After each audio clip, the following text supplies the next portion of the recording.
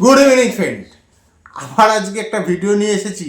সামনেই রথের বেলা, রথের পুজো, মানে জগন্নাথ দেবের পুজো আসছে। আপনারা যারা ছোটো মোটো একটা ব্যবসা করতে চান এই রথকে উপলক্ষ করে, তাহলে আজকে একটা বিজনেস প্ল্যান দিচ্ছি। এই বিজনেস প্ল্যান নিয়ে বিজনেস করুন।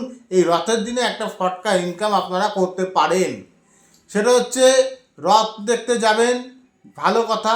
আর যদি ব্যবসা করার মানসিকতা থাকে, এই রথে আপনারা কলা বেচুন।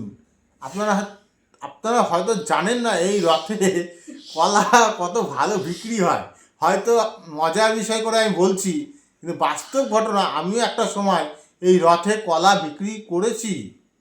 এই কলা কোথার থেকে আসবেন দেখবেন, রথের কলাগুলো ছোট হয়, এগুলোকে বলে ঠোঁটে কলা। এইগুলো আপনারা মানে ব্যান্ডেল স্টেশনের পাশে আর মানে যে সমস্ত আড়তগুলো আছে, সেই আড়তগুলোতে এই কলা পাওয়া যায় কাঁদি, খুব সস্তায়। 20 টাকা 30 টাকা করে কাঁধ বিক্রি করে দেয়। এগুলোকে নিয়ে এসে এর সাথে ফুল, বেলপাতা এই সমস্ত দিয়ে একটা প্যাকেজিং করবেন। আর 1 টাকা 2 টাকা কেনা পড়বে টোটালি খরচা।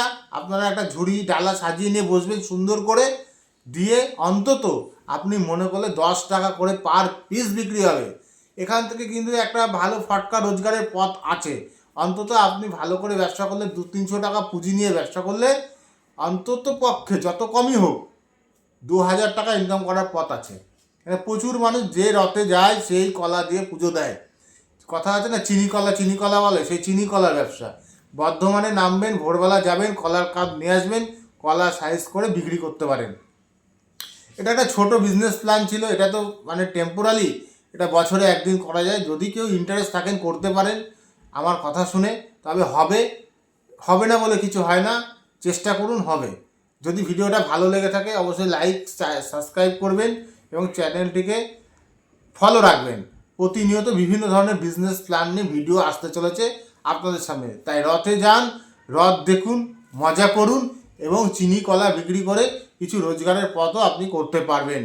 ভালো থাকবেন, সুস্থ থাকবেন। দেখা হবে আগামী দিনে, আগামী ভিডিওতে। এবং রথে মজা করুন। রথের দিন শুভ হোক।